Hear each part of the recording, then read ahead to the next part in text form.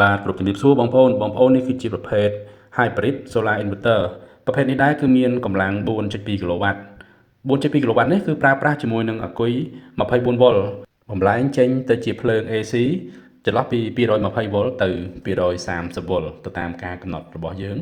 យើងពេញចិត្ត220យើងសេតដាក់220ទៅបើយើងពេញចិត្ត230យើងសេតដាក់230ទៅបងប្អូនប្រភេទនេះងាយតម្លើងទេបងប្អូន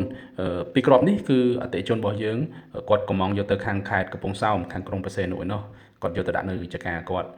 ធ្លាប់បានទិញកន្លងមកដែរគាត់ប្រើប្រាស់នៅទីតាំងផ្សេងទៀតនៅខាងប្រទេសមានជ័យអញ្ចឹងគឺគាត់ធ្លាប់រួចទៅហើយគាត់ប្រើទៅគឺគាត់មានទំនុកចិត្តជាមួយនឹងគុណភាពសេវាកម្មជាពិសេសគឺតម្លៃបងប្អូនតម្លៃគឺល្អមែនតើ solar របស់យើងនេះខ្ញុំសូមបញ្ជាក់ជូនដែរបាទបើបងប្អូនមានតម្រូវការជាមួយនឹងការប្រើប្រាស់នៅផ្ទះនៅចំការ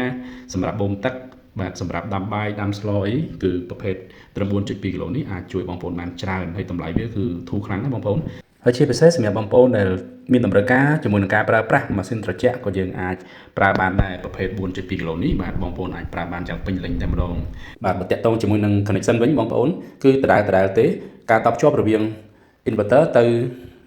បន្ទះ solar និងការតបភ្ជាប់រវាង inverter ទៅអាគុយបាទដូចវីដេអូមុនអញ្ចឹងបងប្អូនអាចអញ្ជើញទៅមើលបានដោយសារតែខ្ញុំធ្វើវីដេអូការរ៉ាយដាប់ហ្នឹងវាមានពីមុនមកហើយអញ្ចឹងខ្ញុំអត់បញ្ជាក់ចាស់ជូនបងប្អូនថែមទៀតទេបាទជាបន្ទាប់យើងទៅបើកភ្លើងតែម្ដងឥឡូវនេះ connection ផ្សេងៗនេះគឺយើងបានភ្ជាប់រួចរាល់ហើយនេះជាការភ្ជាប់ដើម្បីធ្វើតេស្តជូនទៅអតិថិជនមុនពេលដែលយើងផ្ញើទៅគាត់ទេបងប្អូនណាបន្ទាប់មកយើងទៅបើកភ្លើង inverter របស់យើងបាទបងប្អូនយើងចុចកុងតាក់តូចខាងឆ្វេងនេះមកលេខ1អញ្ចឹង inverter របស់យើងនឹងបញ្ចេញភ្លើង200ជាងវ៉ុលបងប្អូន225 226នេះបាទហើយយើងអាចប្រើប្រាស់តាមតម្រូវការរបស់យើងបានបាទបងប្អូនយើងក៏មាន disjonctor សម្រាប់គុយនេះដែរ disjonctor ពណ៌ខ្មៅនេះគឺ150 ampere សម្រាប់ប្រើជាមួយនឹង load ធំហើយ disjonctor សនេះគឺ125 ampere នេះយើងប្រើជាមួយនឹង load តូចៗក៏បាន disjonctor ពណ៌ខ្មៅនេះ150 ampere ហ្នឹងបើយើងគិតជា AC វិញប្រហែលជា30ជាង ampere អីបងប្អូនបាទចំណែកពណ៌សនេះ